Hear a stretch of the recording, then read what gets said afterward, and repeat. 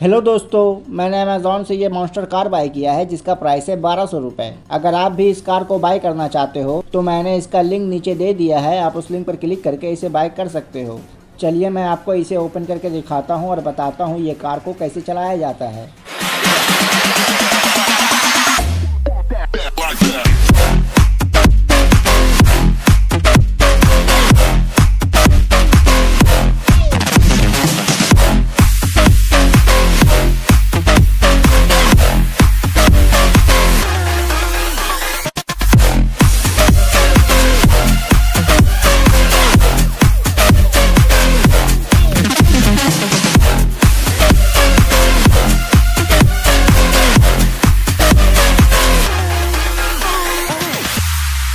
ये है हमारा मॉन्स्टर कार और ये है इसका रिमोट जिसे यूज़ करके हम इस कार को कंट्रोल कर सकते हैं।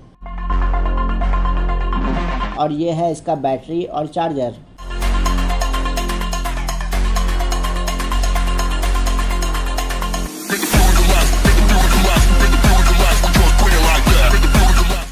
इस कार को चलाने के लिए सबसे पहले हमें बैटरी लगाना होगा कुछ इस तरह।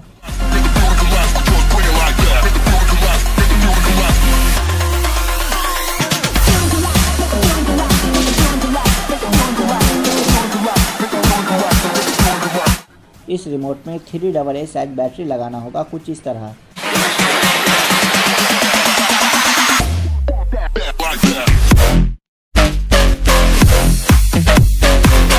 चलिए अब मैं आपको इस कार को चलाकर दिखाता हूँ।